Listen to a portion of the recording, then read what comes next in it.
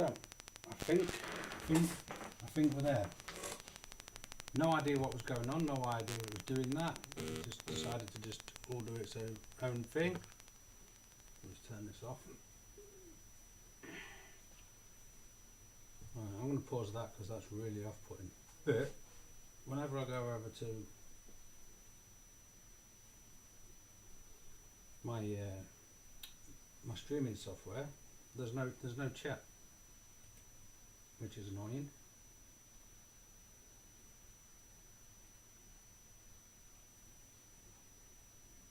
Right.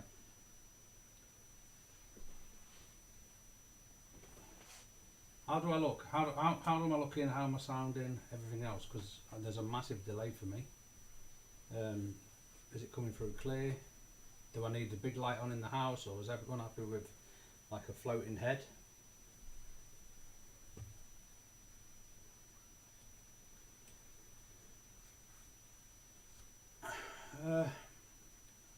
I'm hoping it's louder and clearer than it's ever been. We're in Kinnear, we're back. Yeah, we are. Ooh, computer noise.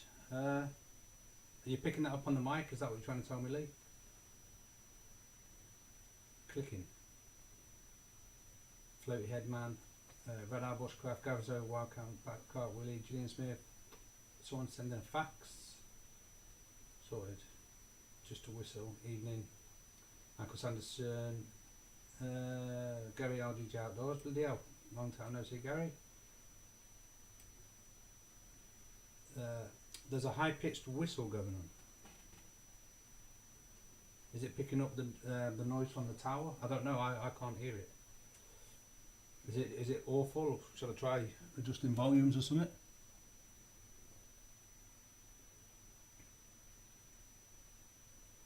Let me know.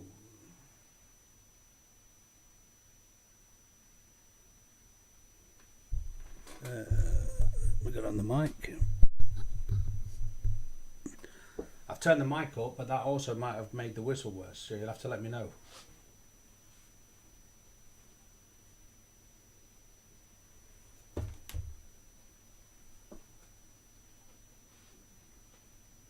Kurt says, yeah, I'd say the mic is picking up the tower, but the volume is fine. He's never done it before, but like I said, we're using different streaming software now. All good, says William.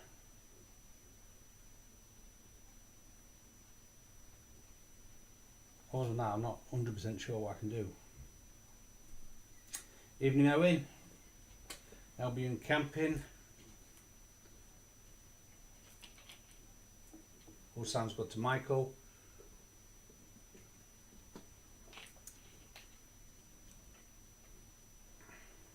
Good. Right, is anyone getting any buffering issues? That's the main thing.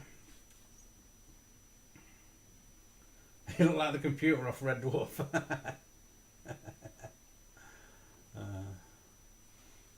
You have a decibel meter. Same emoji. Probably just background whistle. I mean, the only thing I've got is a TikTok clock. No buffering issues. That's a start. No buffering, to be fair. Yeah, well, what's happened was I was having, for over a year, everybody will know I've had broadband issues, even though I've got fibre optic broadband. I was with TalkTalk for over a year. Couldn't get it sorted. Changed over to Vodafone. Same again. Every month, big massive problem. And then Gareth sorted me out a deal with Free. For their 4G, you know, you get a 4G router. You don't have to have a landline. Don't have to do anything like that. So Gareth sorted me out a deal. I went and purchased it. It come the next day, or would have done if I was at home. So now we're running on 4G, and I went from like 1 meg upload and 0.12. Oh, sorry, that's vice versa. Like a couple of meg upload. A couple of meg download and like not even a meg upload to, we tested it earlier, to 50 megabytes download and 20 upload. So you know, we've got the speed now, and we've got the speed to run the X splitter.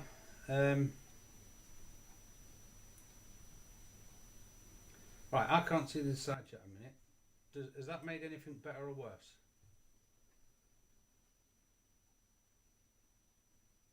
Oh, I'll tell you what I could do. I could go on that screen.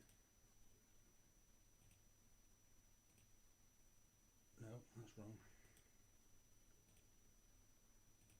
Minimise. Drag that in. There won't be a thingy bar, would there? Ah, yeah, that's it. That's how we used to do the hangouts, wasn't it? Do that. Pop out that chat.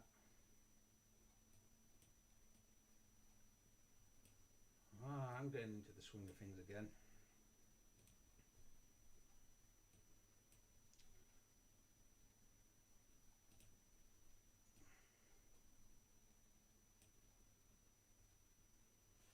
Right, if I want to bring the mic closer, I've got to take the keyboard away. So everything that I had for the last stream is today, like the Gorilla Pod and all the rest of it.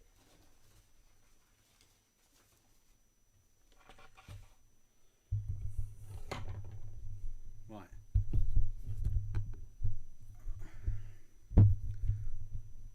So now I've got the mic 6 inches off my face.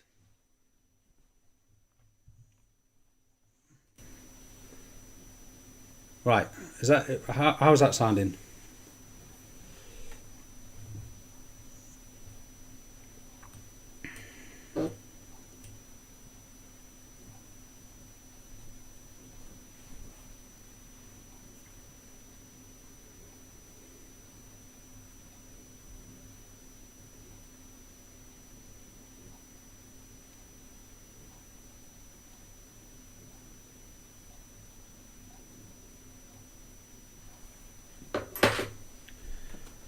Right, Brendan Allen, I got titinus. It's perfect. Low's better.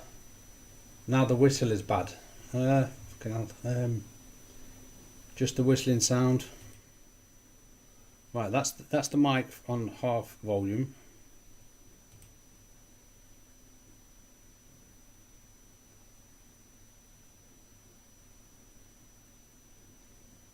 No, it's not happening for everyone though. That's the thing.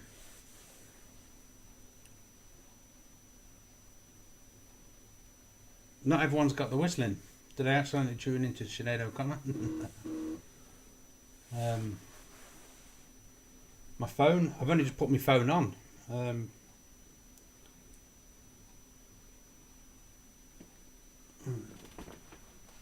Right, that's the phone off and gone.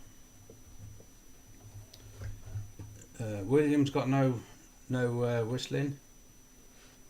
Good, still a whistle we can cope. I don't want it to be just cope though. Now we've got the visuals. I don't want it to just be coping. Sounds okay for Brendan. I don't know what to do. Seriously.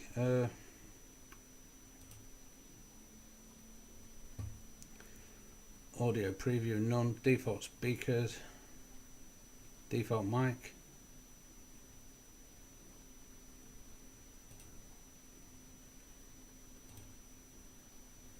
Okay.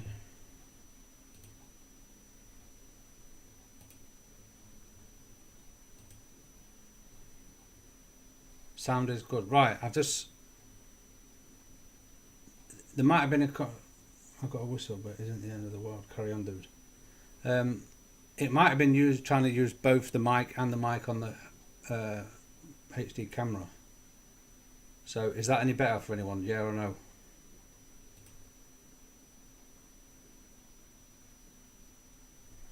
Owen's on PC. Gavin's on PC. It seems like everyone on PC is getting in trouble. Anyone that's on phone. Loafer says perfect sound. Kev reset. I've already reset about 5 times. Picture quality is perfect. Adrian, no, I'm not trying resetting everything. We already lost the chat once. Volume is louder. It's still whistling for Adrian. Move your head from left to right. Face forward. I can't literally get any closer than what I am. I'm on phone.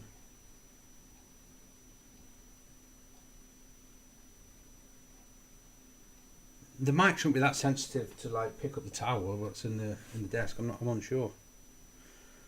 I don't know. I don't know what else I can do. Not end of the world. Yeah, it is. I mean, I wouldn't want to listen to that if it was just the sound. I'm on PC with speakers and looks and sounds fine. Yeah, it's odd. Some have got it perfect, some have not. But yeah, other than that, I don't know what to do. I can't go direct from YouTube. They definitely want this encoder. I tried to go direct through YouTube a minute ago, and it put me in IKEA, as Owen said.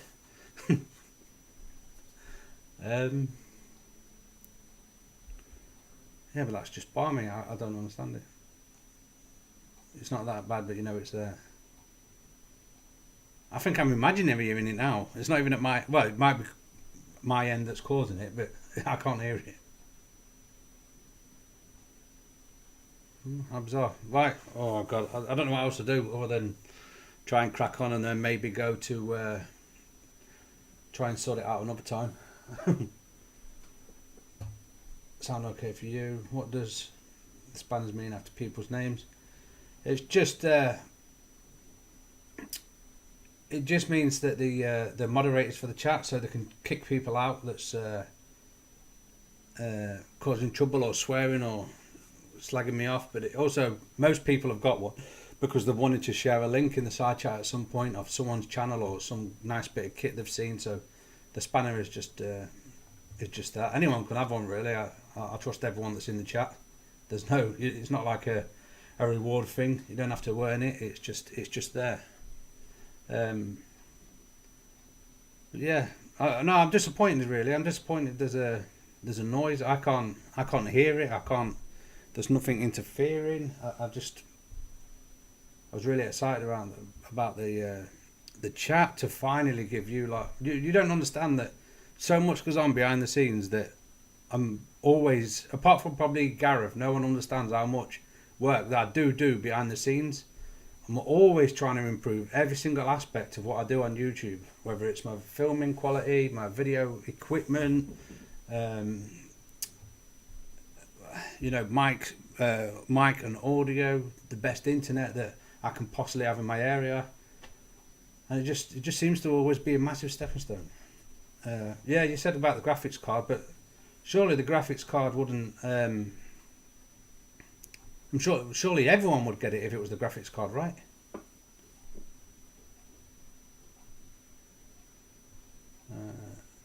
Candice, Little Witch Outdoors is in the house. No, I'm not beating myself up. It's just an annoyance, because I'm always just trying to make everything better.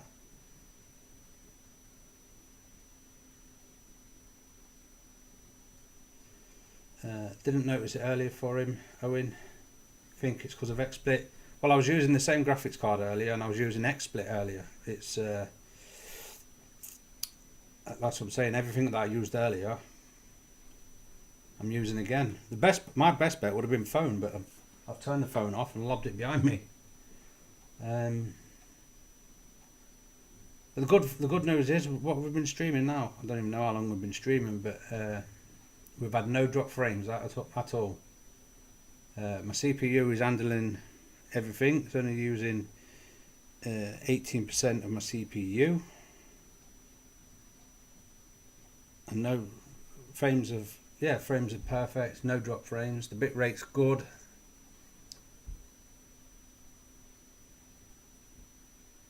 What we're chatting about? Oh, we're just trying to get this. If you've not noticed, Candice, you're seeing this in ugly mug of higher definition tonight because we've been trying to sort out the internet, and we think we have, but it's been, because it's the first stream with everything all running.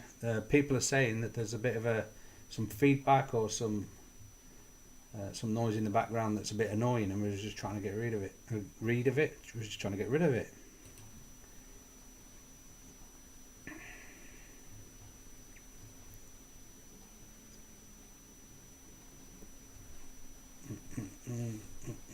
Picture looks clear. Yeah, it should be. It should be nearly up to 720. I'm hoping. I don't think I'm going to get 1080 because the The video, not the video camera, the web camera is only 720. But yeah, you get to see my freckles now, and you get to see more grey in the beard. It's yeah, it's good for you. You get a clearer picture, but for me, it's worse. You get to see the lines and stuff. So we've just had a question there. Anyone think there was a difference in a cheap hammock to an expensive hammock? Yeah, you save a lot of money. I like grey, wink wink. You're a minx, you are, Candice. Rigby, evening all. Looking stealthy, Kev. I know. I'm like the head off Red Dwarf. Apparently, I'm like the computer. Yeah, what Gary says. If you get a decent night's sleep, it doesn't matter on the price. My favourite hammocks. I've always been. Well, there used to be one time. There used to be like one of the more expensive hammocks, like the DDs, but now everyone's jumped on the market and bringing out some right fandangle stuff, and you know you can pay upwards of like 400 quid now for a hammock. But I'm fine with DD. I'm fine with my 10th Wonder. If you set a 10th Wonder hammock up that's got no mods in it, no nothing, and you set it up right, I'm just as comfortable in that as any other hammock I've ever been in.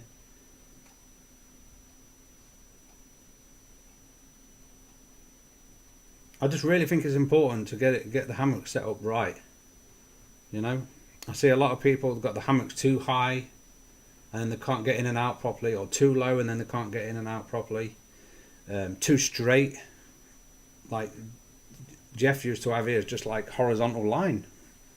And I thought, stuff that.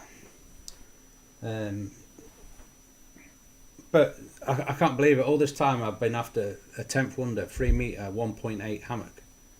But there was going out of business, and then they had shipping issues and everything else, and I've never got. And then I only realised the other day that my DD Frontline XL with the hoop mods in it can actually fully zip all the way off. So everything I've wanted, I've already had, and it's already got the ultralight whoopee suspension system on it and everything else. So I'm quite eager to get out in the woods with that. But I never use a Mosinette in the. I only use a Mosinette for probably 5 months out of the year. The rest of the time I prefer not to have one. I love my DD, taken from Tinterweb. What was? If you hear epic squealing sound when viewing the live video stream from your camera, your mobile device or computer, that is. What? It's too close.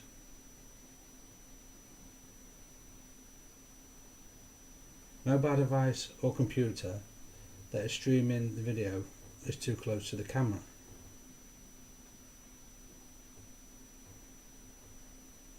I don't think we've ever had any issues like that before. I've got my screen at the back end of the desk with a webcam on the top of that, and I've got my mic right at the front of the desk. I can't make any difference.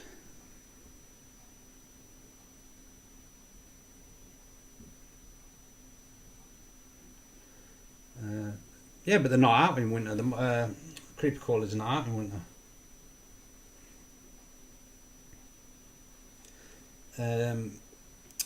Owen says, I love hammocks, but can take a bit to get used to sleeping in.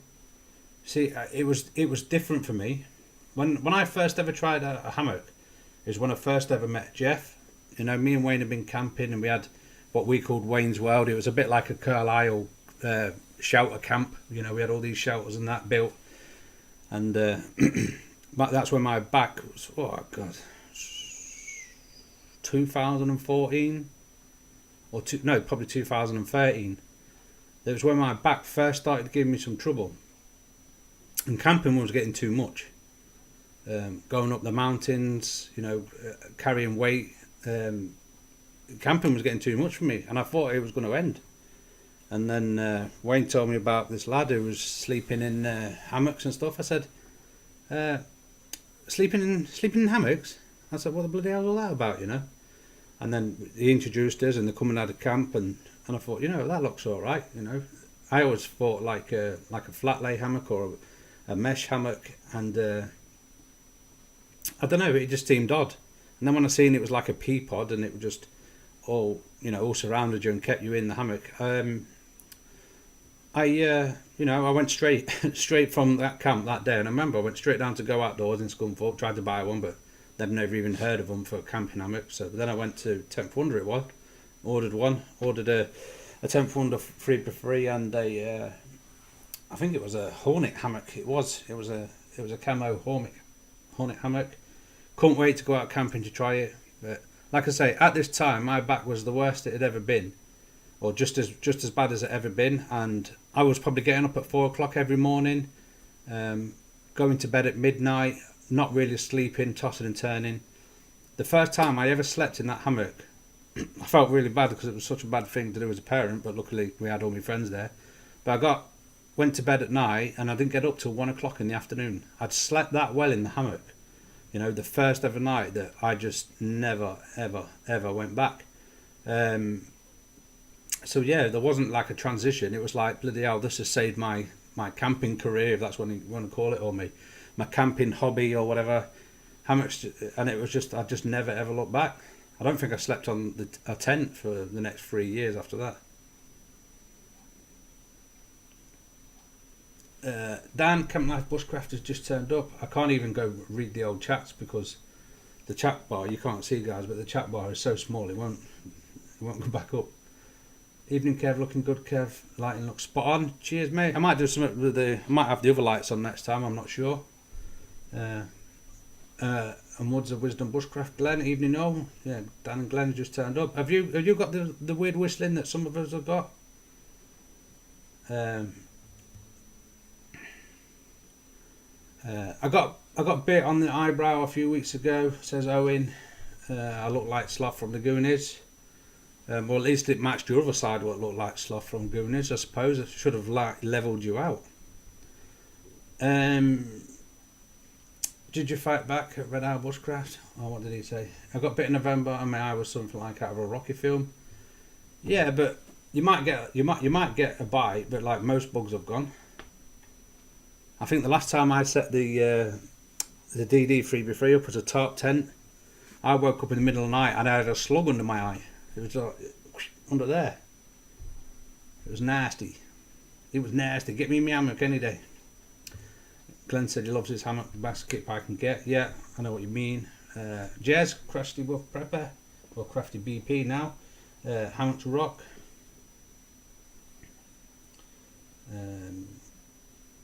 High pitched noise, yes, but it's not that loud.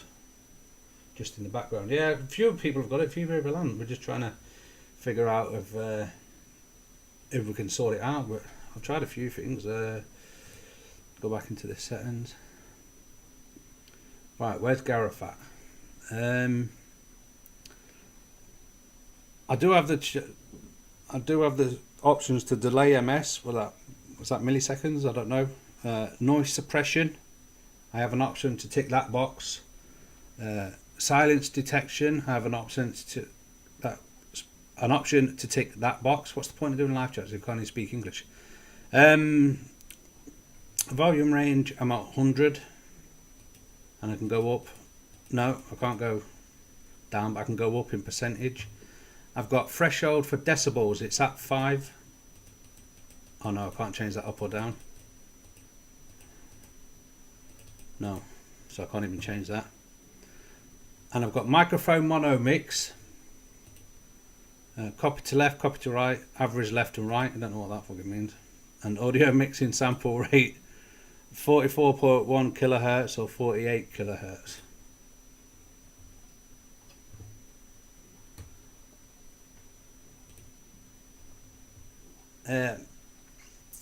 Hi Glenn, hang on, I've got some kisses.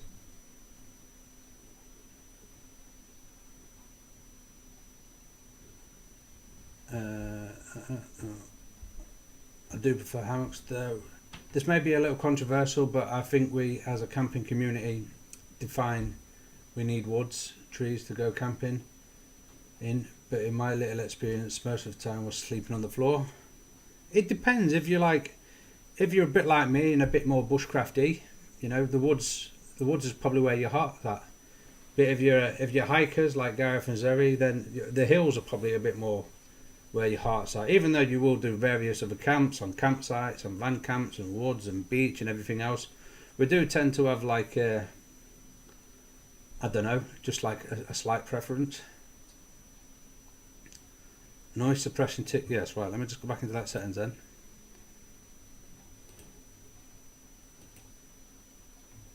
Problem encountered while saving your settings. Done that figure. Oh, it's done it. So noise suppression is that. You'll have to let me know. I've got that ticked and saved. You'll have to let me know if that's improved anything.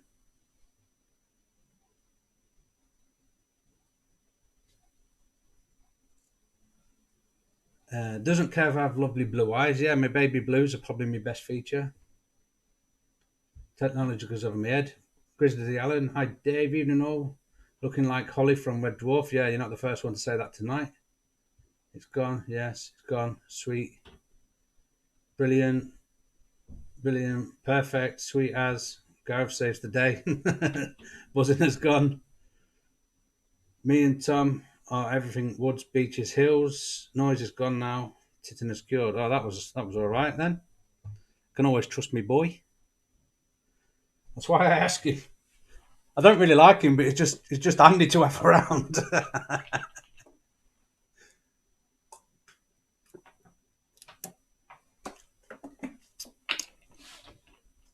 Oh, well, that's good then. So now we've got good sound and good visuals.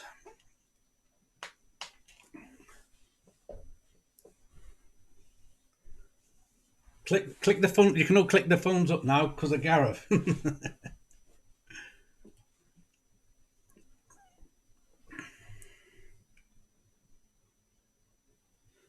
I'm surprised after all that. No one clicked the phone. Damn. So here we go. We can get on with the chats and we know how to sort it now. I really need to do a beach camp, seeing as I'm 3 minutes away.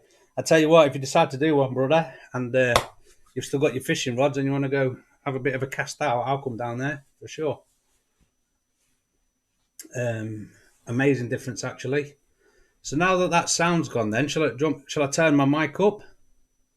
I can turn the mic up without making the noise louder if everyone wants, or is the levels all right?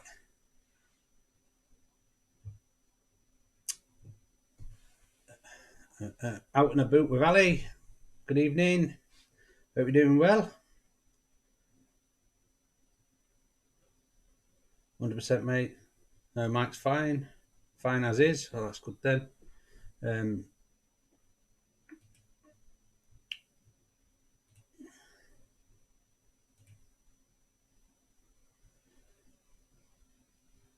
Don't touch a thing. No, I don't have to go into settings to that one. Gareth, my Softy Elite will be here tomorrow.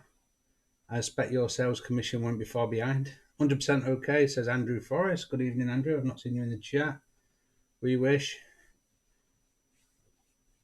Levels are perfect. Sound is spot on, says Ruben.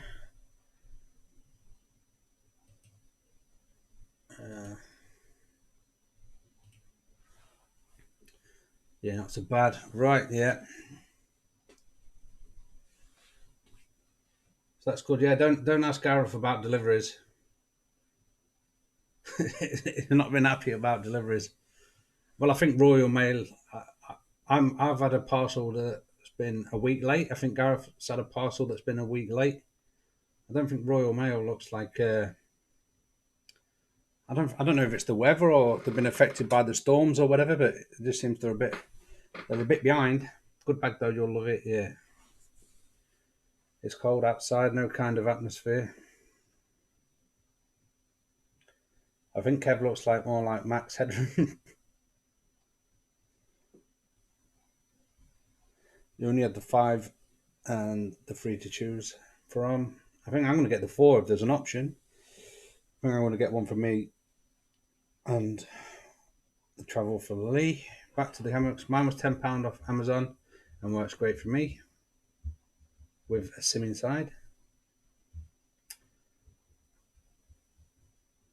You went into Royal Mail office and went shopping on the go. Then what was the outcome? Is it where is your parcel? Where is it?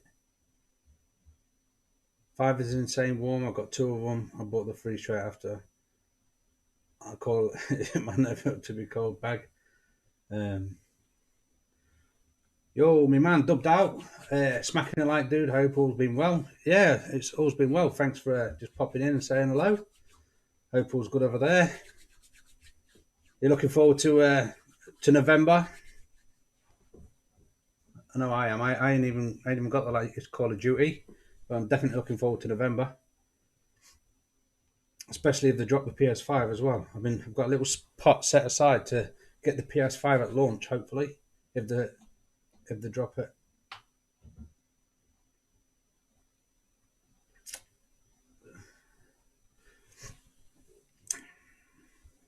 No one knows. Apparently, a manager is looking into it. Well, so for it to come up as in transit, they must have scanned it onto the van, surely.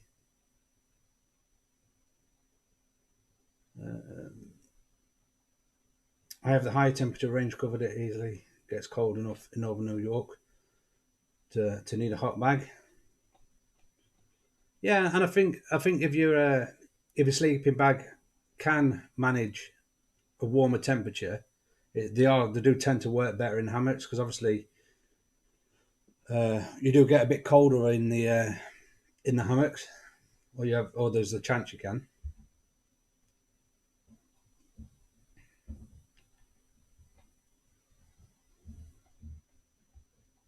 I got told that Andy Kent Survival is going to the pub tonight, so we've all got to go and go over. We should all go over to Andy's channel in a bit and leave a comment on his last video saying he needs an intervention because that's 2 chats. He's been in the pub. He's out of order, isn't he? How dare he put us away for two chats? He's been in the pub, so he needs an intervention. He won't know what's hit him if everyone in the live chat just now just goes over and just put you need an intervention. And then we'll all blame Owen for telling us he's an alkie.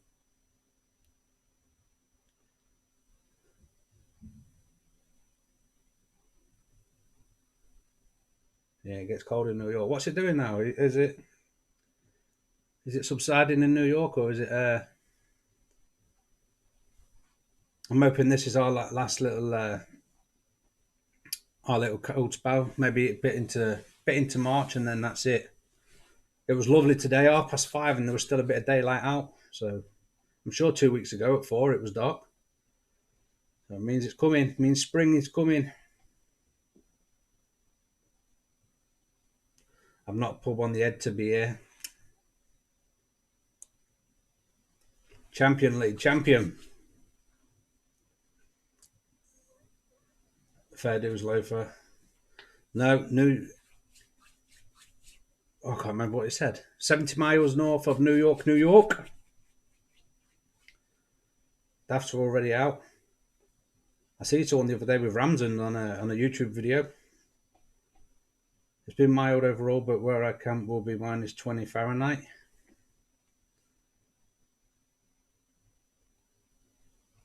Had enough for winter time. Had enough for winter time for warm rain.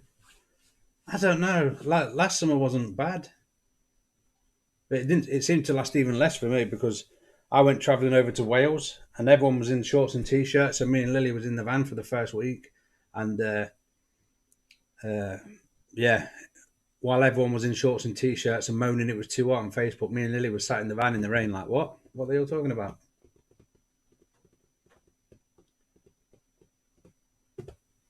But yeah, still peed me off because the summer before is the best summer we've ever had in the UK since I've been alive. Since I've been alive, and I spent it laid on a sofa with a broken back. Like, yeah, right. Just my luck. -28 degrees C. Yeah.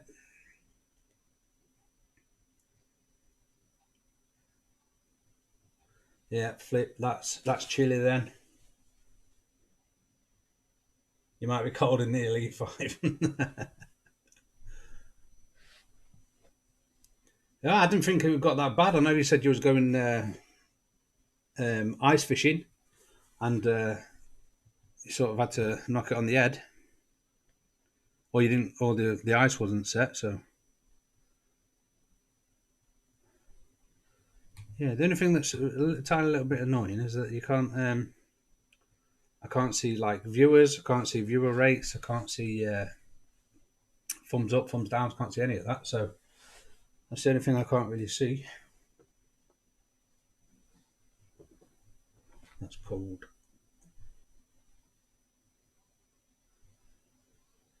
Mine is 15th comfort in the Elite 5. 5 thumbs down. That's probably that noise. Kev, wait to the end of the month. There should be loads of stuff out in the woods. Oh yeah. Oh yeah. No.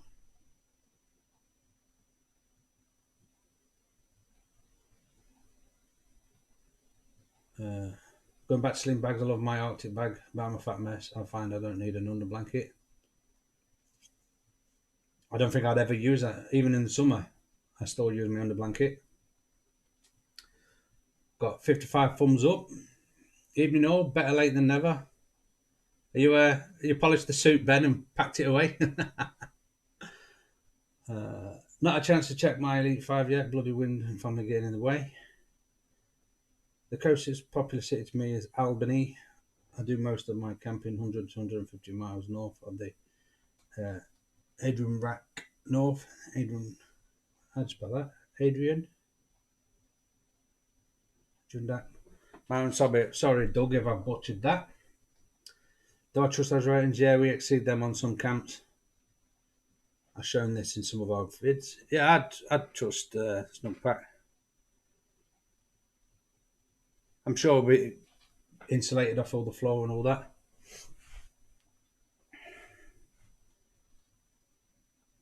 Yeah, well, it's always the least you wear, the better the sleeping bag works. But I'm always in groups.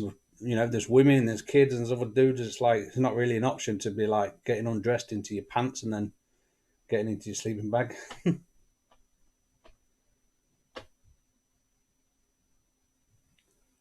It's a bit chilly to get out in your suit tonight. Well, at least you won't have to talcum powder to get in and out. Reminds me of that little sketch on Friends once with Ross when he was wearing them leather trousers.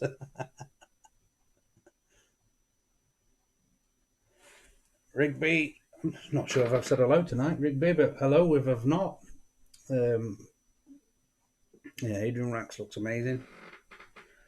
Yeah, I'm going to get there, and Doug's going to take me out and protect me from bears. I'm going to get over there.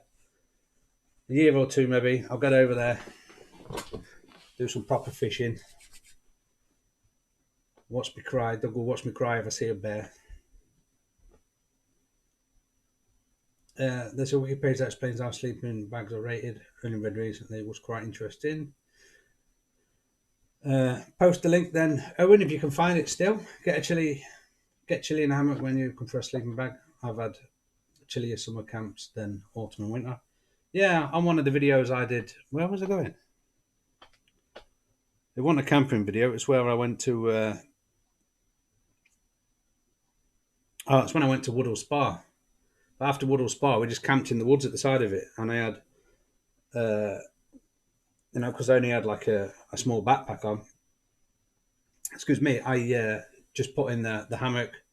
I don't even think I put a tarp, a foil reflective mat, and my hammock quote, and that was in August. Oh, I was fucking freezing all night. It was horrible.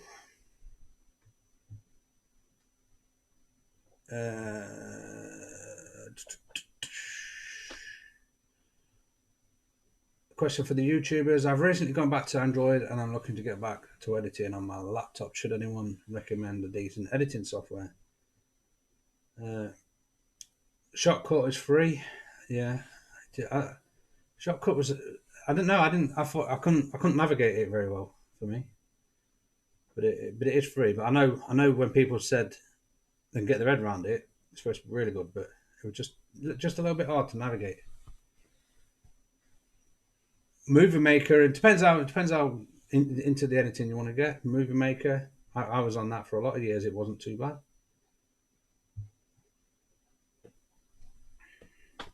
I always thought the minus 15 was survival rate.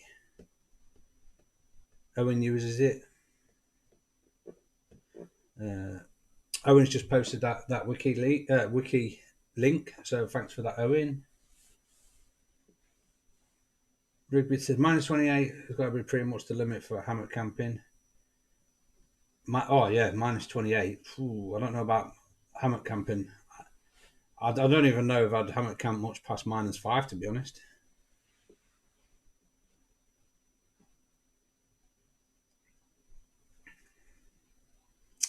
My snug pack bag base camp has a very low rating.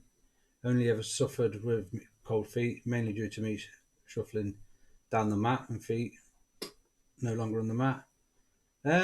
Yeah, I don't know what you do when you're camping, Dave, but sometimes just putting a fresh pair of socks on or doubling up on your socks. I can get cold in my Arctic bag. You know, like if you've been walking around, you're on camp, you don't change your socks because I often don't. But I always, every time before I go bed, I always take my boots off, warm my socks through, take my socks off, warm my feet through, and then put my socks back on, even if I'm wearing the same socks. Filmora we use.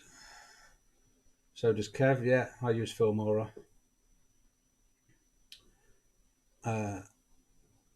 Ali, I use OpenShot. I'm looking into DaVinci 15. Might be overkill. Won't even have a clue what that is.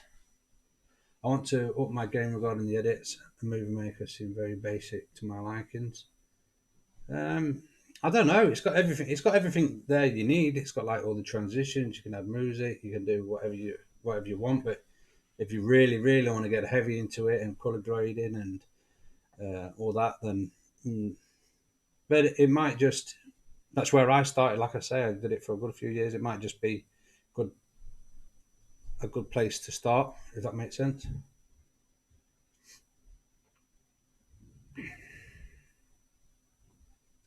About 20 degrees lower than I would. I'm in camp. Yeah, me and all. KineMaster. Yeah, I didn't like KineMaster either, to be honest. Not only because it had a watermark on it, but just didn't like it.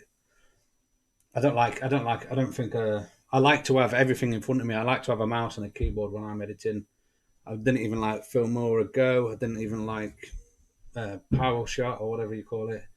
Anything that's ever had a mobile editing, I've not liked. I know some people like it. I remember when I was up at the Lakes Districts with Carlisle 195, whatever he was using. Before I even dropped him off at home, his video was online. And that is a good thing if you're using your phone. I've just had a camp not too long ago where I didn't take my spare memory card and I used up all my memory card, so then I had to go on my phone. Where if you have got some sort of editing software on your mobile device, you can, clip a bit of crap out and then clear some space if you need it while you're on the go, which is, it is a bit of an upside.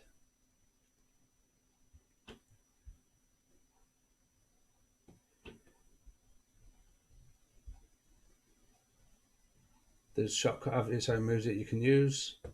You can add any music track if you have it as an MP3, as long as you're not getting monetized, that is. Yeah, the idea is to use the basics for now and grow into the more flash elements. Gareth. It's really good, but don't want to pay. I'll be worried about copyright music using my own choice of music. Yeah, that's what I just said. Yeah, can't stand phone editing, said Gareth. Too fiddly. Easy enough to rip music off YouTube with a browser extension. Says Owen. And Kurt says, I've recently been using my iPhone, but as I've got a Windows laptop, I couldn't transfer the clips. You should be able to. Somehow. My missus complains of the cold, so I bought her some down boots. They're like little sleeping bags for your feet. Now her feet are warmer, but she's still complaining. I pointed Gareth and Zoe to get some. Zoe suffers with a cold a little bit, and yeah, I've seen them little booties. And I think she got some actually. I think she did get some. Dave, if you're about on the weekend, me and Kev will be there. Can explain all the copyright stuff for you. And Gareth says, yeah, Zoe has some.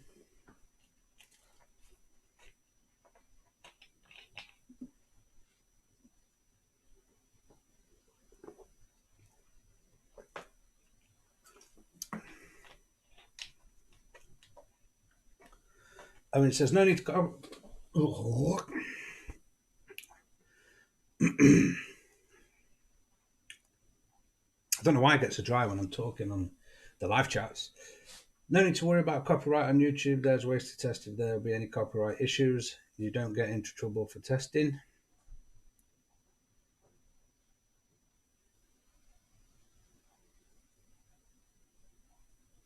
She loves them. Perfect G and Z says Dave. Box I use North Face slippers. They're for Everest Base Camp. Really good. They are packed in her bag now. In fact, I just sing in my videos, but I have such a beautiful voice I get copyright strikes anyway. You may jest, or I don't know if you are jesting, but I did one. What was it? I was singing Toto Africa in one of my songs, and in one of my videos, and I got flagged. Sony whatever, Sony Europe or Sony thingy. Yes, made a copyright claim against you, and I was just singing Toto Africa in the video.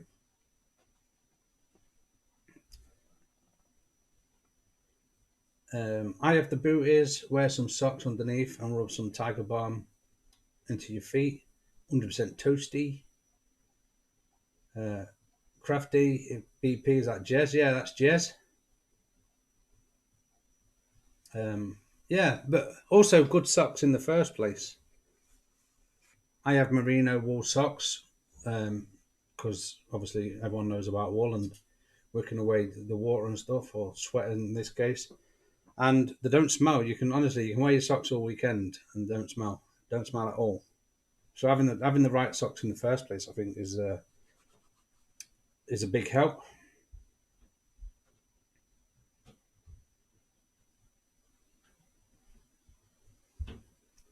That's outrageous. Hi Ben, you met him at Edo. Are you suffering from memory loss? I think they went to Sweden together, didn't they? I think they went canoeing Sweden together. Heat holder socks are pretty warm.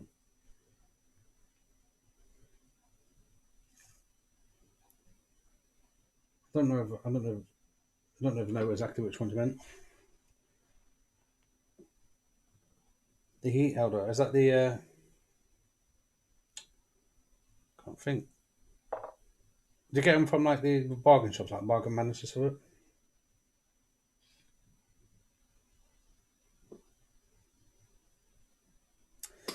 I suffer from Raynaud's syndrome in my feet and hands, so I have special socks and gloves.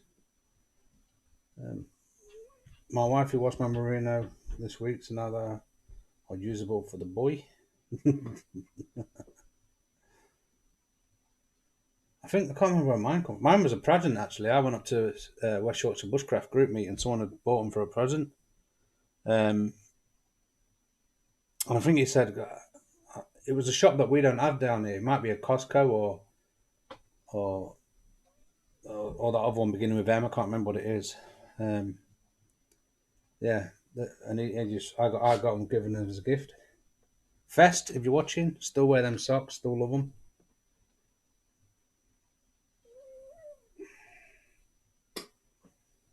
Yeah, Zoe suffers with Raynaud's. Just telling Candice. Yeah, I didn't want to say that Zoe had a syndrome, so or anything like that. So I just left that to you. I was just going to say she suffers with cold. I wasn't going to say there was a reason for it. Cold feet. Spawn Vadrian, I'm back. Did you go? I didn't know you'd gone. Phone went dead. You let your phone go dead? Someone take a spanner off him. How dare you let the phone go dead? Eh? You're the reason that my algorithms are all knackered. I thought now you've got all HD and all better sound and everything, we'll get better viewer retention. And you're letting your phone go dead. Oh dear. For cold camps, though, I do use the cheapy heat holder socks at night. Yeah, if you put them over the merino, I just use big, thick, woolly ones. It might even be a synthetic wool. I don't even know. You know, the ones that are really fluffy, and if they just normally make your feet sweat. But I just use them as like, instead of like the down over booties, I just wear them. That's what I'll give Lily too.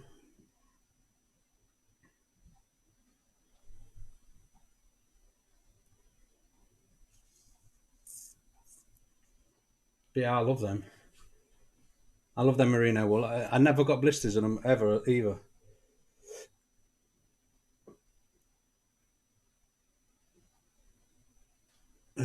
Raynaud's affects the tips of fingers and toes. They go white, numb, then kill like mad. All the blood cells empty and then cause the pain. Owen's wearing his heat holder socks now. Yeah, your heat holder socks, that they might be what I'm talking about as I use as booties in the hammock at night. The only socks that I've known to have a tog rating. Big Woolies for the win, Kev. Sometimes I think we are the same person. You know what? When I see your video, it just looks like I'm looking in the mirror.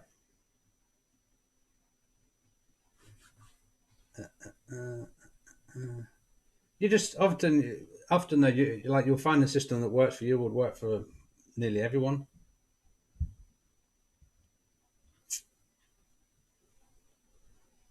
Great socks and in general merino kit. Yeah, it's a special it's a special fibre in it, merino. Heat holders is a brand, yeah. Yeah, I'm trying to think what the hats not going to get. Finsulate, that's it. That's what I was looking for. Are the heat holders made by Finsulate? Is that right? Or no? Am I just talking out my butt? 52 minutes in and still no frames drop. That's good going.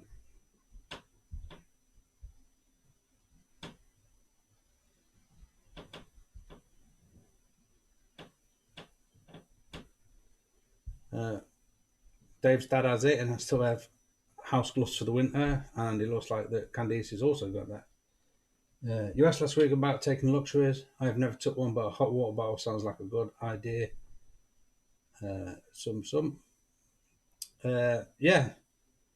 The only reason we're not taking a hot water bottle at the minute is because I got a micro one for Lily. I didn't really use one, but I got a micro one. But the last time I undone it, it was really, really stiff, and it sort of cracked with an undo, and the rubber looked a bit perished. So I filled it at home, squeezed it, water come out. So yeah, that got left, and I'm glad I checked because there would have been nothing worse. I'm getting all set up because it was setting up in the dark, right in the middle of the night when I've had a couple of beers and that. Chucked that in her hammock and realised she's got soaked. That would have been brutal. Then, well, I suppose we had the van we could have retreated to, but me too, Owen.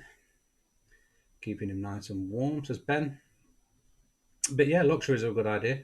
No, bloody luxuries. Hot water bottles are a good idea. I know some people use a stainless steel Nalgene or normal Nalgene, but they won't stay as warm as long as a hot water bottle. But yeah, it's a good idea. I wear the darn tufts for hiking or in summer. Soon I stop wearing them out and you put them in sleeping socks. They feel amazing. Find the beard keeps me warm. It does actually do the opposite, but you'll probably just sleep through the cold. Hammock pee bottle is a good idea for hot water bottles.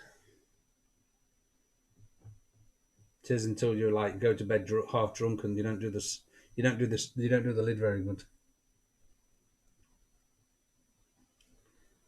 Just bought a load of darn tough socks myself. Not yet used them, but love to support local makers. Hands and feet warmers. Oh, lifesaver.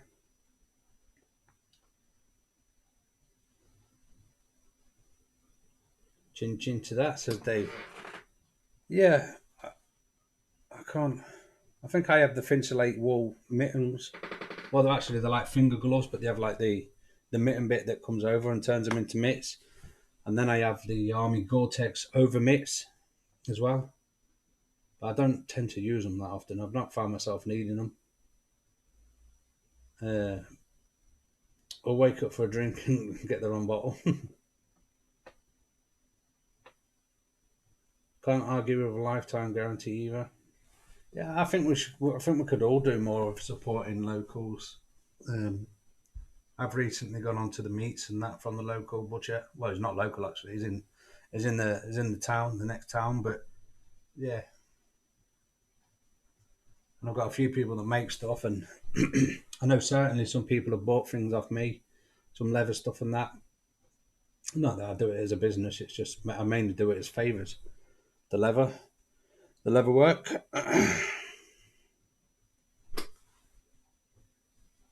I grabbed some 1,000 mile socks for hiking, and they are merino wool, and a 2 layers thick to help stop the rubbing. Boxcart Willie says, I keep meaning to try the world famous Skittle vodka method of keeping warm. Yeah, well, me too. And it looks like in a few days' time I shall be trying. Send them in the post for me, Kev. Your gloves. If I can find them, I bloody will. No problem. They are big though.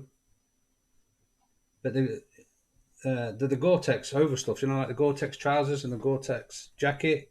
They're like the over mitts for them. But they are massive. You could probably have 8 pairs of gloves on with them. I have a hat too that's a bit too small for my head, so probably fit you. I have loads of alpaca socks as well, just from running up into the makers at farmers markets and cross fairs. Yeah, Kev can do a video taste test. We'll try everything. Yeah, well they do. That's the thing with Gore-Tex. They're supposed to take the sting out of the wind as well, aren't they?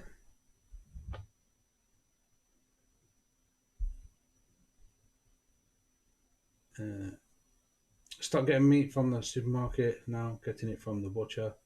Quality is 10 times better. 1,000,000%.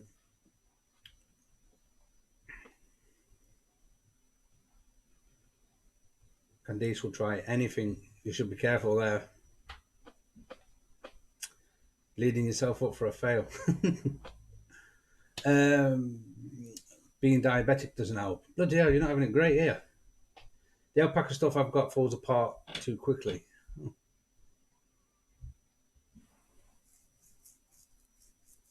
I can't say I've ever tried it, to be fair. But I take your word for it.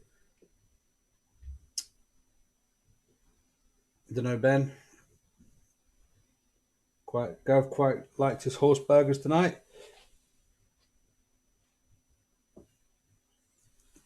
Gore-Tex is great until it gets wet, then you sweat as it can't breathe.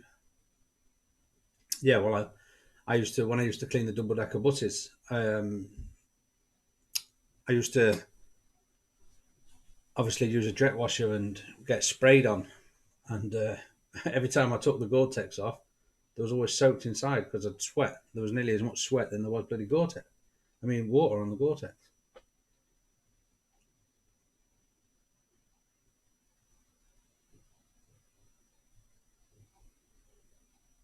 When I was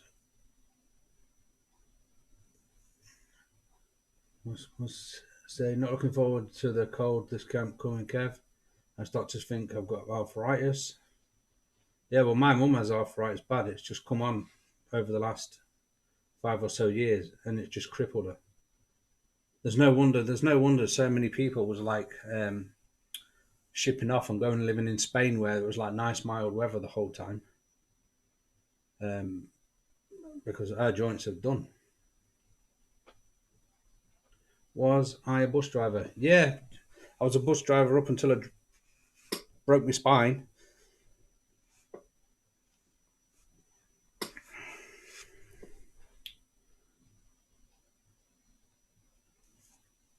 My previous employers got a bit got a bit mardy with me and started doing all these demands of like all the doctors' letters and everything else, and I told them to get stuffed as only the only as diplomatic as Kev can.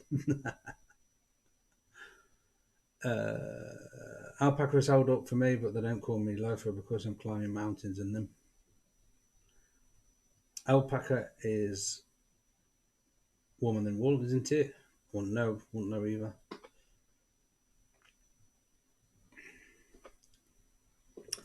Alpaca, no merino. Yeah, couldn't tell you. Never. I don't even think I've ever seen an alpaca. Never mind worn one. I use Vaseline to keep my legs warm when crossing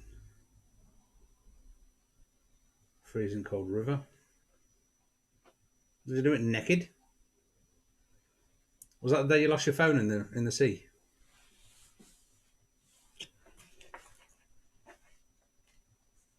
Bloody filthy. I'm glad the big light's not on.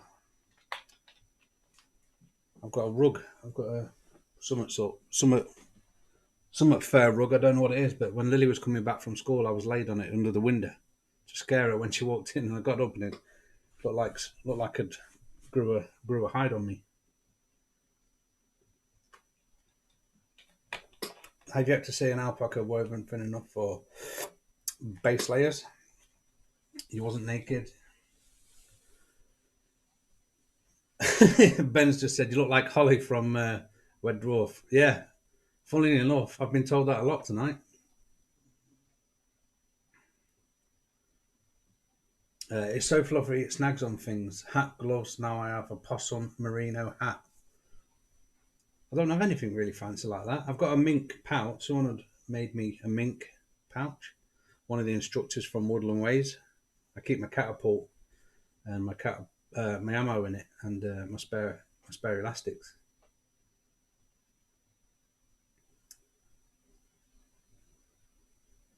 Lots of bamboo base layer stuff about now as well. Anyone tried it?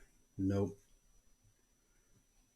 Possum have airs like polar bears. No possums over here, I don't think. Anyway, bamboo sounds interesting. Bamboo is an awesome material. I've been watching a load of them Patty Man, like I said the other week, where the tribes people are just making shelters and swimming pools and all sorts of stuff.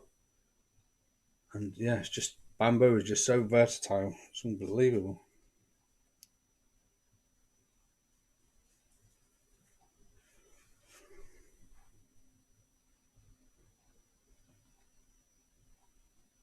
Got merino day. Here's possum and merino woolly hat. Apparently, it doesn't wick well.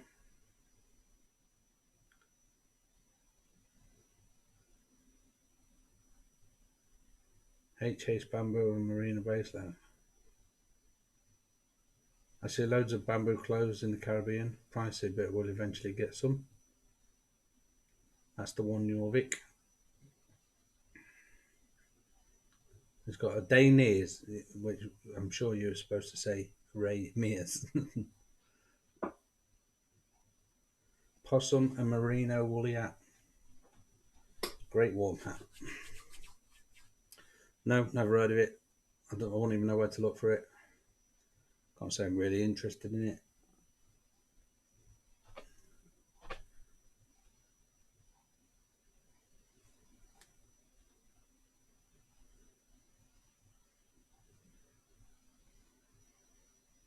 No, Kev, that's his cousin. What's the deal with bamboo clothes apart from being non-polluting?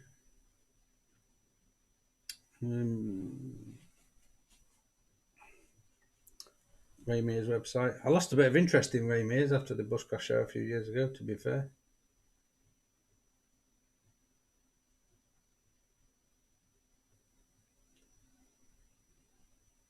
What is that, bamboo? Yeah, what doesn't wick? The possum, the polar bear, the bamboo bed sheets.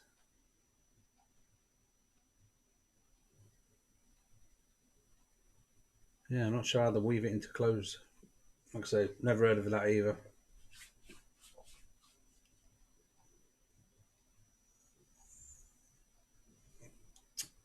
Those waterproof socks we've got are Bamboo Blend. I think it's a marketing ploy to a degree.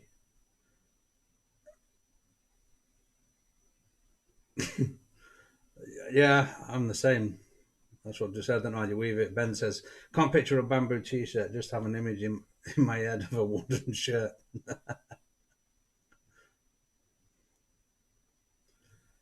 you know what I think of when I think about them clothing when someone says that?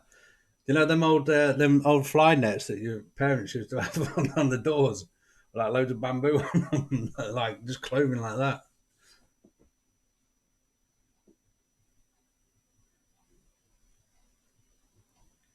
Bamboo keeps you cool and dry, and it'll grow something like 3 feet a day. I might wrap it round my old ding dong then. Heard it doesn't wick wildlife, so we've read. Nah.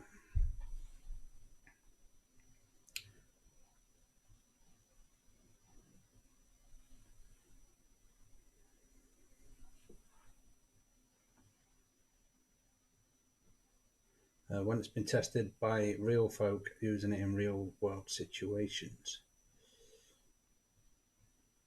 I wouldn't pander myself.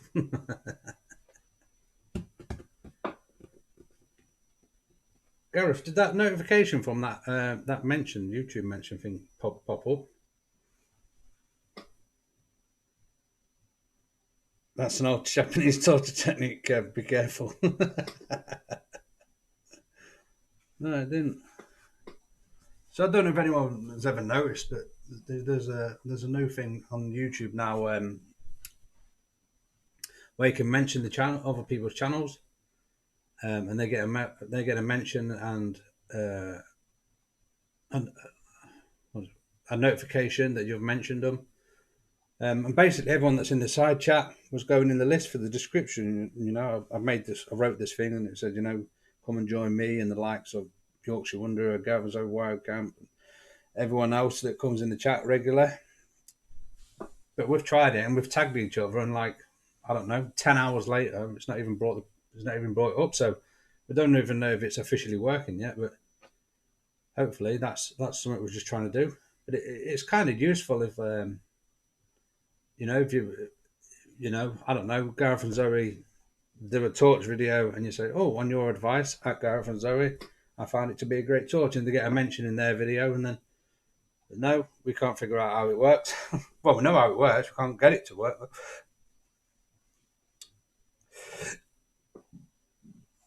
Looks like Merino is still the winner.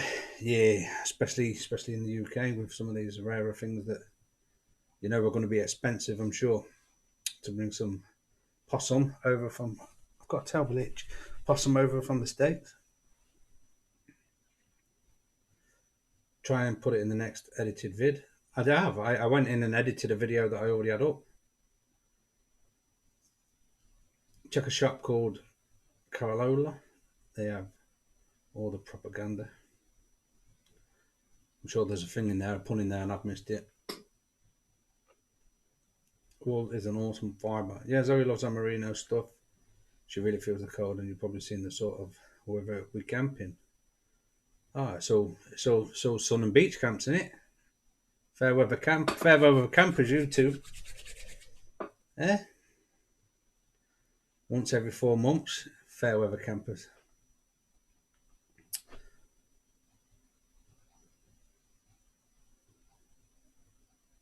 I must confess, I'm a merino fan too.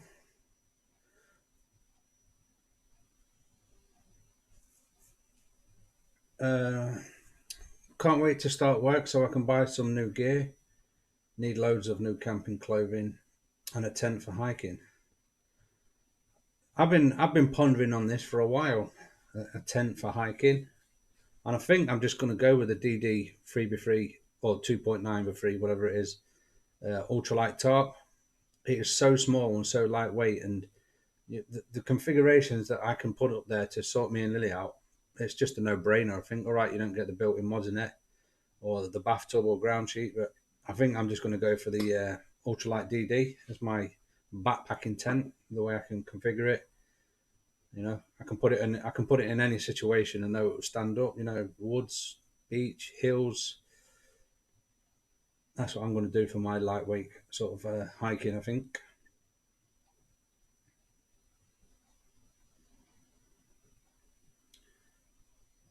One of the benefits of bamboo or silk is when you lay your wool, it helps the layers slide over each other for range of motion. We've camped with 4 months. That was the last wild camp. We had a garden camp. Tarp is always a winner for light travel. The 3x3 is a very versatile tool to carry, I agree. I've not seen that, Kev. Can you send me the link via WhatsApp when you get a chance? I can, or someone can just drop it now in the side chat. It's basically a DDD. Well, blooming heck. It's basically a DD 3x3, but it's a tiny bit. It's like it's only a 2.9, but it's honestly it packs down so small and it's so light.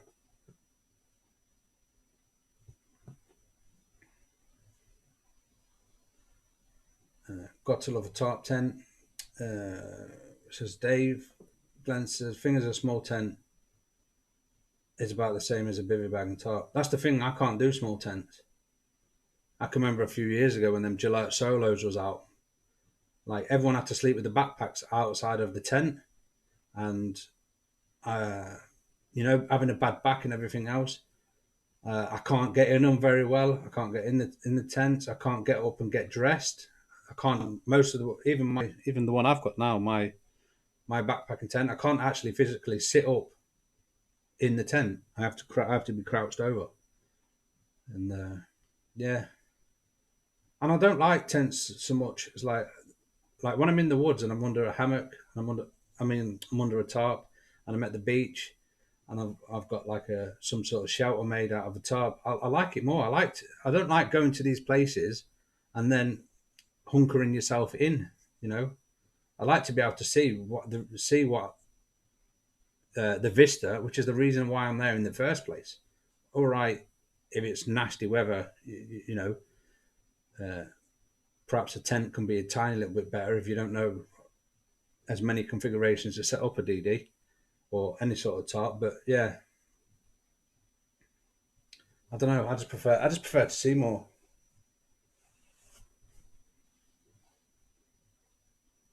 The Superlight pack's so small compared to the standard one. It does. It's ridiculous how small it can go.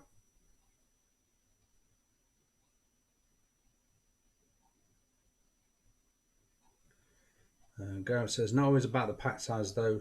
Sometimes it's about being in the outdoors and not shooting inside. Yeah, exactly what I've just said. Uh, the DD Talk setup gives you far more room than any tent and pack size. Fitting in kit is a problem for us bigger guys. Like I say, I can't get. Don't forget that most of the time that if I'm hiking or whatever, Lily has to be there, so it has to fit two. Any tent that I carry has to take two people. It has to take two lots of kit. Um, it should have a vestibule where I can cook in if the weather does get nasty, which it can turn on an instant in the hills. We all know that. So yeah, just a tarp tent is like I say is the way to go. Someone like Gareth and Zoe just took up the hills the other day. It would be great, but there is two adults splitting down the weight and stuff. For me, I think I think a tarp tent. I've already got 3x3s and that, but obviously with it being a lightweight setup, I was going to get the ultralight weight 3x3 and we'll go from that. Fitting in kit is a problem for the bigger guys. Yeah, sorry, I read that. The setup that I did at the beach camp with the 3x3 was brilliant. Had loads of room and could sit up. Yep, that's what I mean. I love it. The only thing that concerns me is sometimes you'll go in the hills or somewhere and then you'll be like on granite, and if there's not rocks around or there's not kit you can tie off. If you get a bit of wind, it's not always the best option to be able to you know peg down. That's the only sort of negative. I have the big tent or the bivvy tent so I can stand up.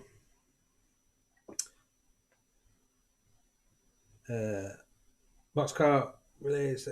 Even when I'm in a tent, if possible, I leave the door open.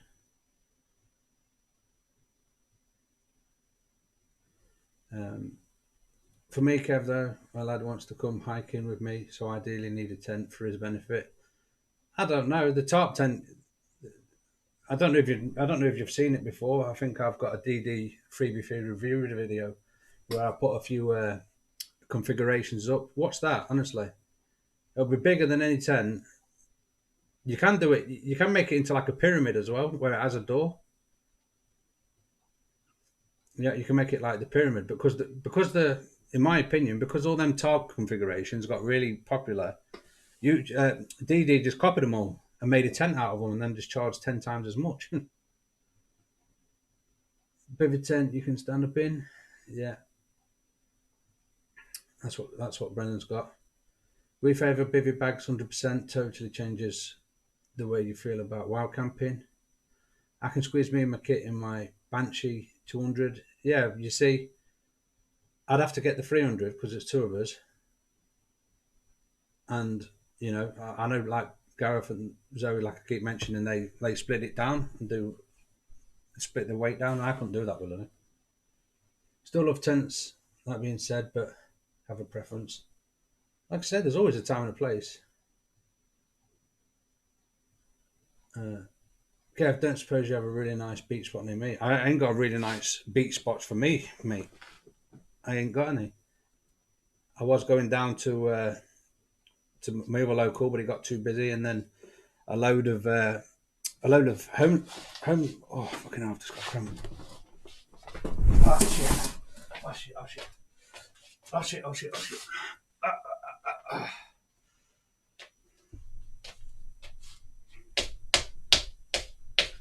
Oh you shit! That hurt. Oh, I keep talking while I'm stood up. Yeah, I was going to that place at Salfleet, but loads of homeless people have camped there, and obviously homeless people have homeless poos, and the place just got wrecked. Like I say, and then I was going up right on the northeast coast over the Humber Bridge, but there's been some coastal erosion, and yeah, there's been some coastal erosion, and now they've blocked it off. You can't get down there.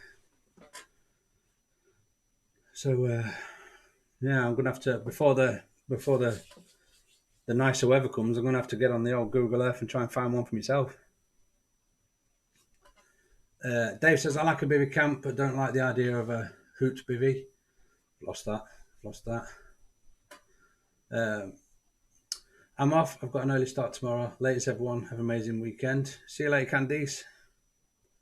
I used the Junker XL. Oh, the chat is going too fast. Me and my two kids have tarp tented in the garden loads of times. It has loads of rooms, the 3x3. Yeah, it's massive. But you can make it smaller, and and then you can sort of almost make it enclosed with a door. But yeah, everyone's laughing at me. Wow, Holly's got legs. North Wales is good beach camping. No, Kurt's on the east coast there, Mablethorpe side. There should be somewhere. I tell you what, you probably want to have get in touch with Steve Frogmoon. I'm sure he used to camp, or said he used to camp down at Mablethorpe somewhere.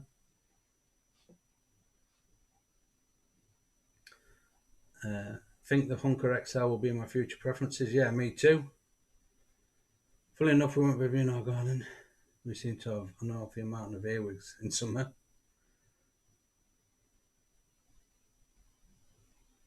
Nobby's here. He says, from best to worst, hammock, tarp tent, bivvy, natural shelter, tent, then hoop bivvy, dead last. Yeah, but that's the only way I find where I beach camp is I just go on Google Earth and just have a look. In fact, we found Saltfleet once because we was on Google Earth and there's like a big shrubbed area, but it looked like a forest.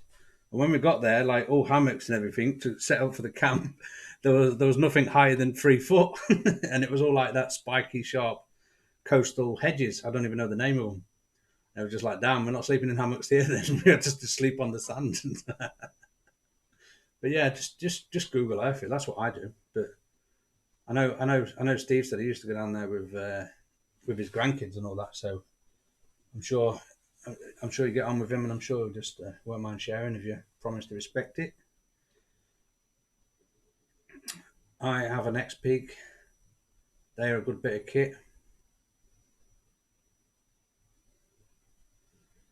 Yeah. Well, I did fairly like the smoky hut. Not that I'd want the inner for it or be bothered about the inner, but obviously I could use it in the winter with my stove. But then I could still take it out in the summer as a tent, or even in the hills. So yeah, it still may be an option. I might just try my hardest to grow the channel, see if one Tigress will send me one.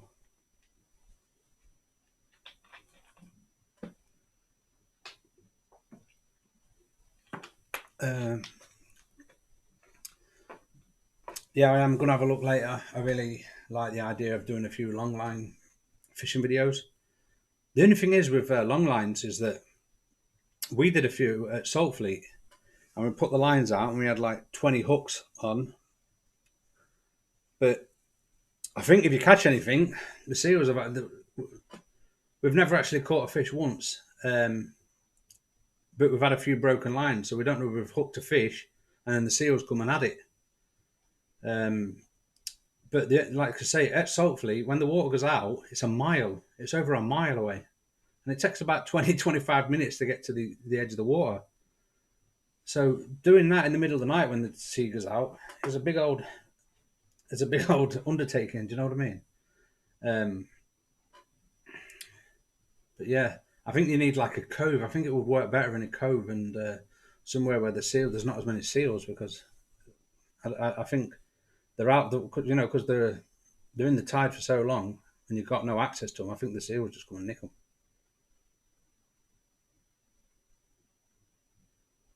Looking forward to woodland camping in it. Yeah, it is a viable option. Is the one Tigress you did the video on? I think there's a few videos out now on them. I think Simon the Bloke in the Woods has done one. Gareth and Zoe, Andy Kent Survival, Paul Mesner, to name drop a few.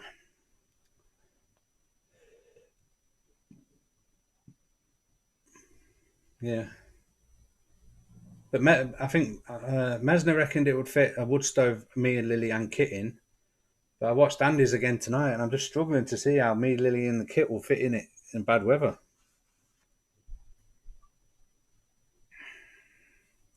The inner looked a pain in the ass to put up. I wouldn't use it with an inner, I don't think.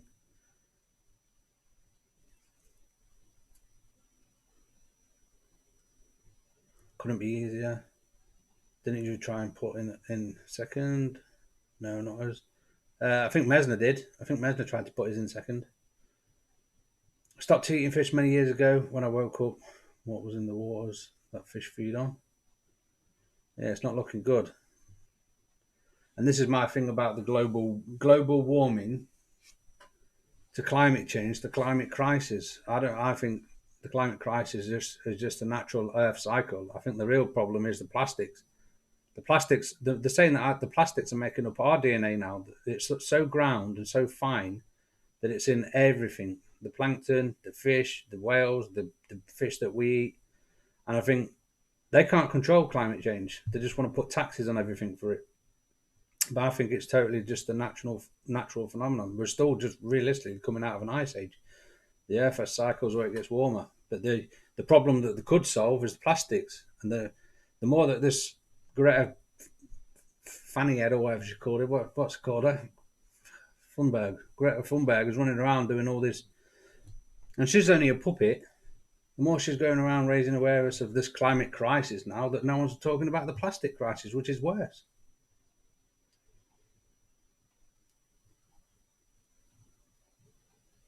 No, I think you'd struggle, Kev.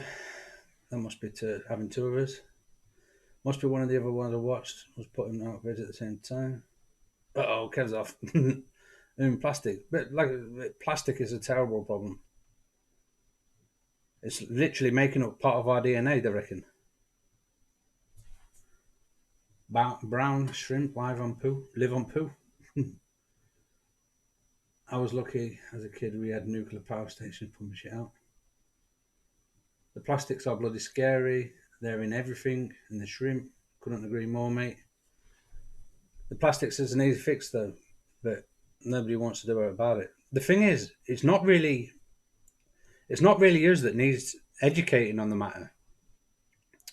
Like, most of it is coming out of India and places.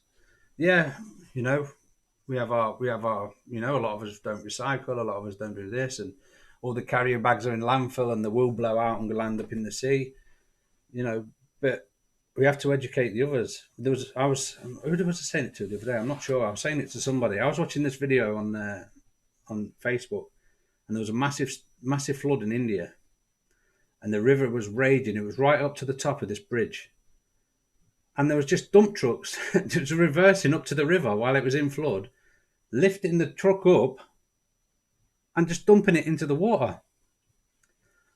And I couldn't believe it. And then straight after it, because it must have been because I've watched one video, this, like, they recommend the next one, and there was a digger. There was like all this. There was another flood. All this plastic that caught up on the bridge. There was a digger, picked up the plastic, bypassed the bridge, instead of putting it on land, just went and dropped it on the other side of the bridge. And I'm like, they need educating. It's not. I don't think we are part of the problem. No, the UK. No. There's no denying it. But I don't think we're as big a problem as other people. 100% agree on the plastic situation.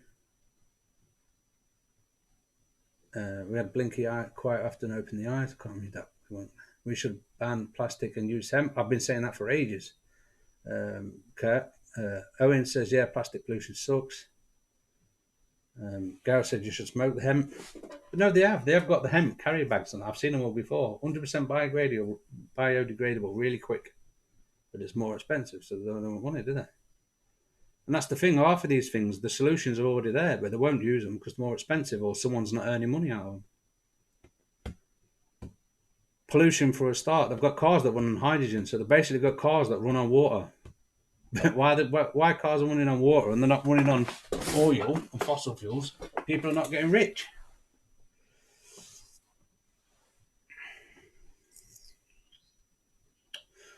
We have to seriously change our lifestyles, and it begins with us, because next one,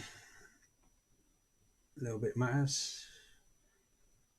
Our plastic waste goes to countries like you're describing. I know, and they're not sensible with it.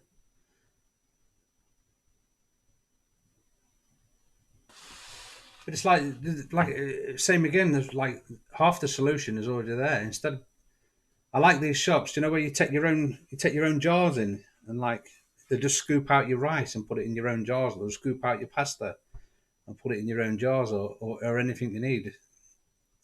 Like, the solution is nearly there,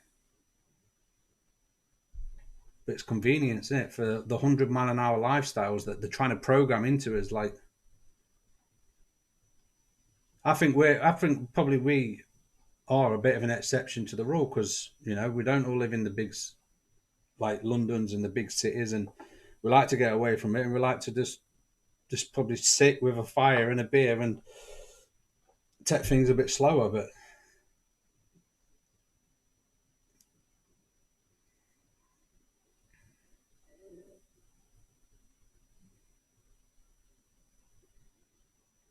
yeah, the single-use plastic. Sloth says, the nature of the plastic products has always bugged me. I look at bags and bottles and jars and think, this thing is just as usable after it's empty as when I bought it. Find one more use.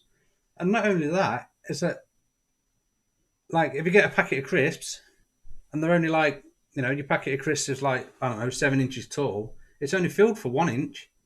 Like, just because it looks more, the government should step in and say, no, you seal your pack after the end of the crisp, after the first inch, and then the 6 inches less plastic on that packet of crisps.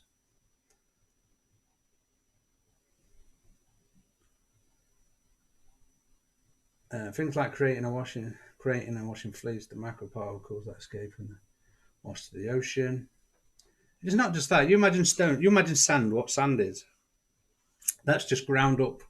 You know, that was once a massive boulder, each grain of sand, and that's what's happening to the plastic. It's getting smashed against the shore and the sand, and it's just grinding it down into microparticles that just it's in the water, so it's in the fish, and then it's in us. We had a barrel shop years ago, back in the 90s, and it just disappeared. But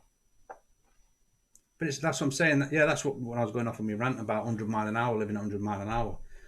Most of us would just go to the supermarket and do everything there, and like we was talking about earlier, would all have much better food if we went to the bakery, went to the fruit and veg, and the greengrocers, went to your local farm for dairy, and then went to your butchers and all that shit.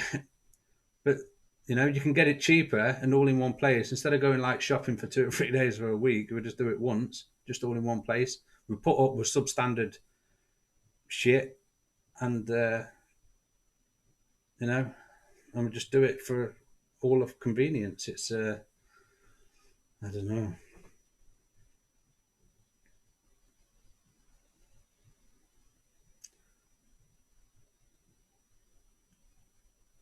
Part of the polluting generation. We will be. We'll be known for something. I seen an article that one Icelandic volcano in 2013. This is about the climate crisis. That one volcano in 2013 put up more carbon into the air than man has done in the last 100 years. That one eruption. So we are part of the problem. There's no denying it. And you know, the Earth does naturally cycle. We might have sped it up a tiny bit, but we're not a massive problem as they say we are.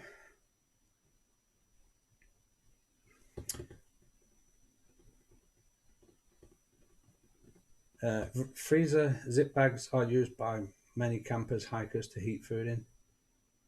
Ooh. They are now biodegradable versions, but hardly anyone uses them.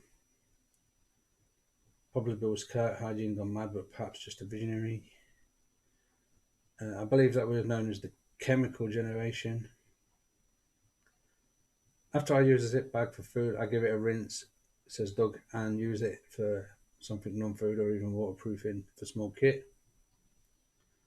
Those barrel shops are really great. Even Lidl shut theirs down because people kept nicking stuff apparently.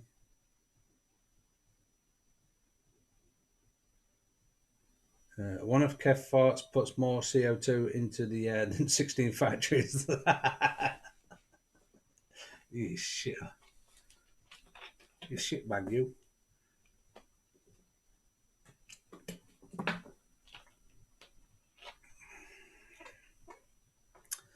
Owen thought the chemical generation was for some other reason.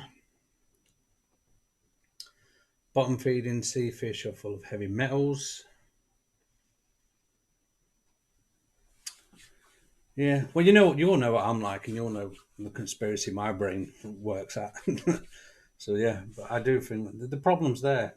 If we was really killing the planet, killing your home, surely you'd stop it instantly. Whatever you was doing to stop it, as soon as you knew you were doing it, you'd stop it, and no one ever has. So I don't think it's as bad as what they tell us.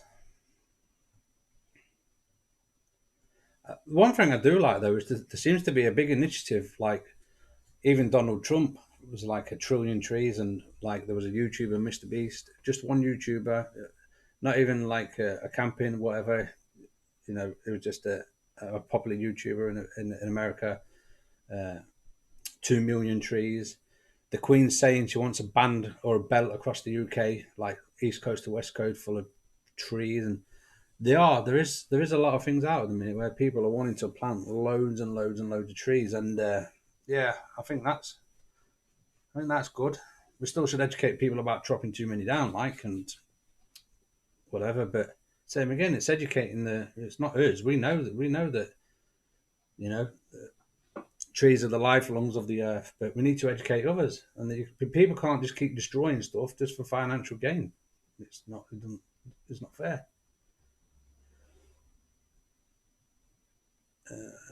Blah, blah, blah. I finally understand My Chemical Romance. Didn't realise it was an environmental group. West Yorkshire has done that to you, Lo. I was already there. It was just I met someone that was just as daft on the way of thinking. Maybe I don't know.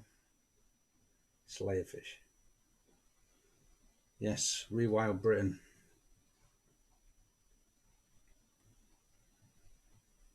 But that's what I'm saying. We're just a tiny little island, you know. We can do. We could we could plant every single bit of green with a tree, and it will make no impact if one of these super massive continents just take all their trees away. It makes no difference.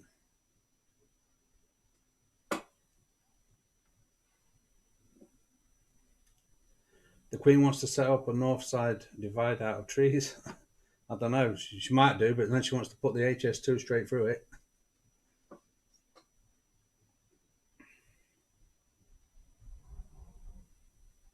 No, I think she only said that like the north and south because you have to go a bit north before uh, before you've got enough space to do it. You can't do it through the centre of London, so you have to go north. Our microclimate would improve, though. I don't know if it would. If we did it, we'd turn it into a rainforest, wouldn't we? We'd turn it into a rainforest, and the whole ecosystem would change, and we might, you know, everything that was so on the limit of diversity now, we might change. We might lose species. We might lose native species or something. You know what I mean? I don't know the fine balance. I'm not that educated or not that intelligent, but you know what I mean. We could do.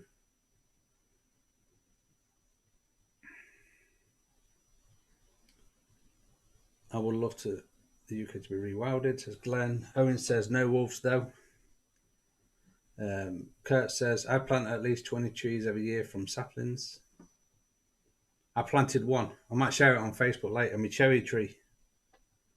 I bust up not an old cherry tree, a bust up cherry tree, lent on its side, no branches on one side, unloved, unwanted. I said, I'll have it. I'll put it in my garden. Save the cherry tree. I'll take a picture and send it on Facebook tomorrow. I'll do it tomorrow. If French farmers can put up with wolves, I'm sure we could.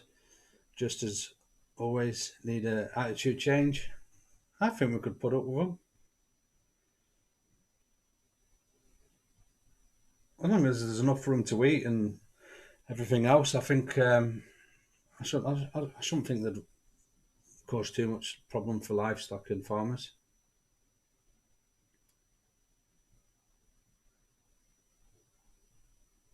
Fresh air.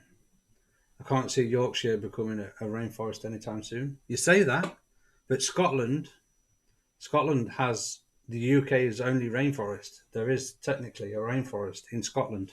A lot of people don't know that, but there is actually technically a rainforest in Scotland.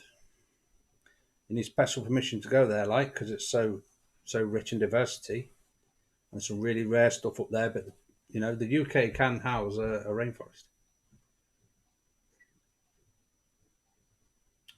Yeah, 5 trees at 10k each, and £700 admin fee spent.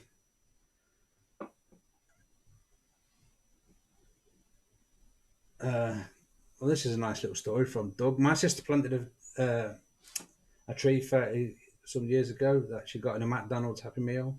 It's over 50 feet tall now. Imagine that instead of a plastic dough your food. That's mad. Well, it's a start, I suppose, as says Ben. Yeah, definitely, mate. Wolves are okay, only in Lincolnshire, though.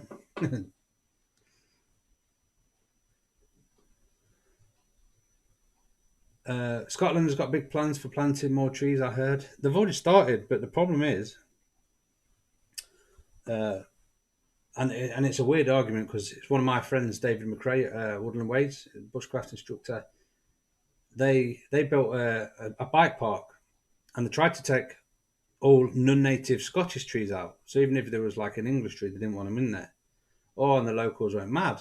But they don't understand, as well as uh, someone that's a bushcraft instructor at probably one of the best schools in the UK.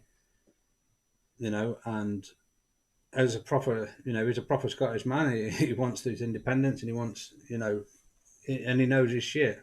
And people, just because people see you chopping down trees and they think, oh, probably the heart's in the right direction, the heart's in the right place, but they're still not educated.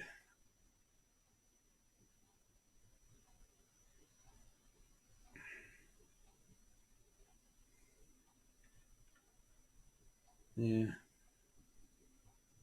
but yeah, I'm sure even Ray Mears has done a video up there before. But yeah, if anyone's interested in Scotland's rainforest, just if they just googled something like Ray Mears Scotland rainforest, you'll get to see like one of his hour episodes or one of his half-hour episodes. It's that's how I found out about it anyway. We need to be careful management of predators in UK, but it would sort out so many of our deer problems out. Yeah, that's what I mean. You've got to make. I suppose like you've got to make sure food is plentiful for them, which means the pack can't get too big. You know,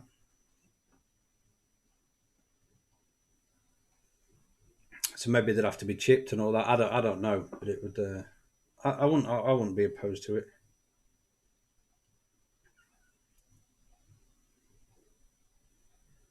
Uh, I would like that. I'd like to see wild wolves. Welcome to my life. How many viewers we still got in here anyway? We're still all right. I cannot see at all.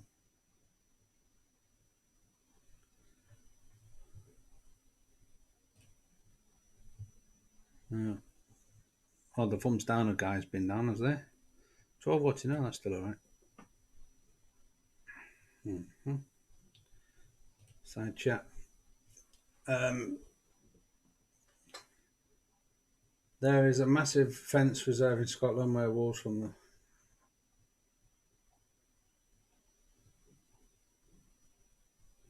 There is a massive fence reserve in Scotland where wolves from the land.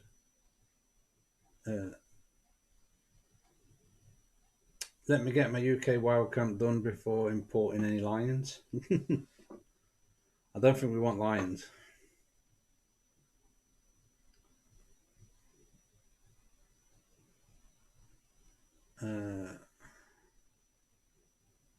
Oh, I've got you. Yeah, there was a massive fence reserve in Scotland where wolves roam the land. That's my. I said a couple of weeks ago with this conversation we had a bit similar a couple of weeks ago, and I said I thought they'd already introduced the wolves, but I was wrong and I was corrected. I might have read something like that they had there's a reserve for them, well, not free and not wild, but living as or as close to it, and that's maybe where I got my Y's mixed up.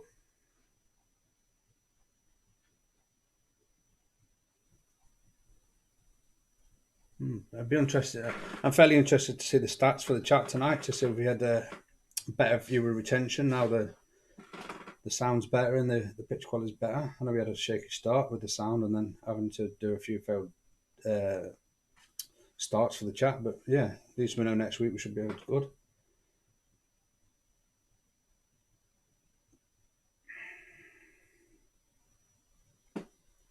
The UK is changing drastically. Most of our native trees are disappearing due to climate change, especially Scots pine. As it will get warmer, we had up to 22. Well, that's the highest we've had since we've been back after the year's break. I believe it's like 20 miles of land there. Are there bears in them? I don't think we have. I don't think we have any bears roaming the UK. You could buy a lion in the 60s from a pet shop.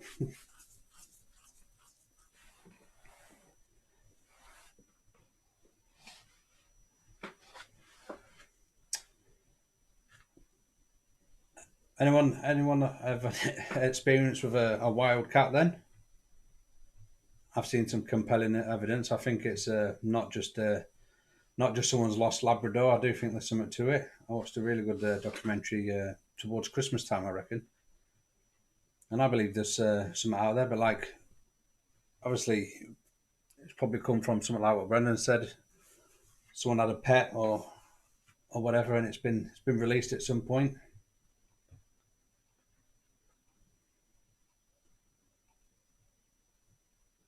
My uncle was shot too. What, two big cats, like a leopard or something? Used to be able to get them from Harrods. He's a gamekeeper in Scotland.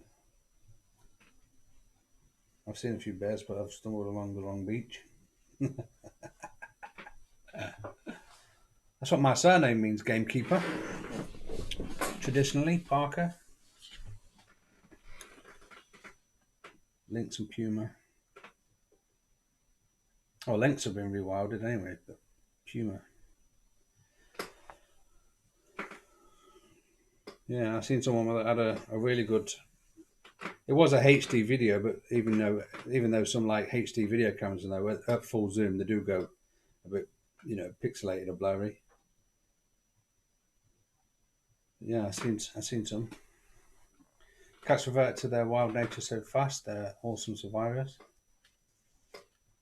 Well, I don't think they're not even like a domesticated house cat. They're not even like a. They're never fully domesticated, are they? Most will bring a mouse or a bird back pretty easy. When you see someone, I don't know, some of the planes, and they've been injured or whatever, and they've been nursed back to full health, and then they get rewilded or released, then there's never a problem, is there? I don't think humans are as good. If there was a big shit hit the fan situation, there'd be a lot of lives lost real quick because they couldn't go back to preserving the food and everything. Foraging, I'd be useless at foraging. I'd probably be one of the ones that dies really quick. I'd just have to have a meat diet because I'd eat something really poisonous. It's a big problem being brown and green. No, well, brown, green, and red colorblind. I'm not very good at foraging.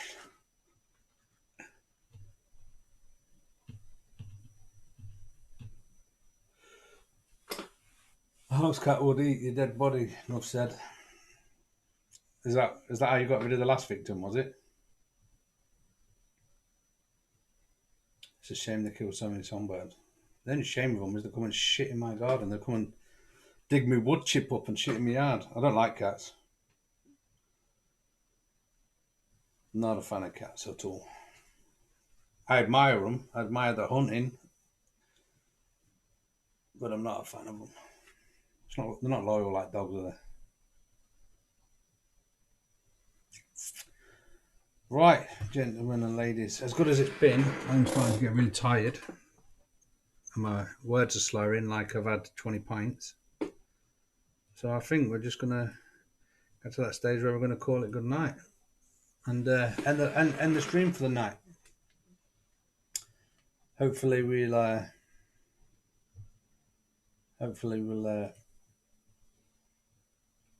get we'll get it right next week, and then on time, 5 to 8. You should be seeing this starting soon. And then you know I'm coming.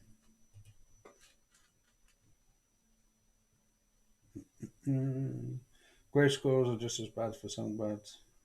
Cheers, Kevin O. Funny chat. Night, Kevin O. Quality feed. Yeah, we got there in the end, or there's probably still some improvement to be had, but if anyone has ever used XSplit before, I know Kurt has said that he wouldn't mind coming on. I have absolutely no idea how to get a guest on. No idea. But it is something that I want to get back into, bringing people on, but like I say, no idea how to do it at the minute. So I'll either have to teach myself through the week or get someone that's a bit more clued up on computers to tell me. Yeah, I think I'm going to end it there. Thanks to everyone. Not a single, what we got? An hour and 50 minutes, not a single drop frame. So we've had no lack of internet. So yeah, I think it's all been good. Hopefully I'll try and save these settings, or at least remember them for next time. But yeah, that's it then. I'm gonna head off. I'm gonna just chill out now. Thanks for everyone. Thanks for watching. If you're still watching and you've not left a thumbs up, please do it. You'll be helping the channel out. And thanks for everyone that's sticking around to the end, helping out the algorithm. And yeah, peace out.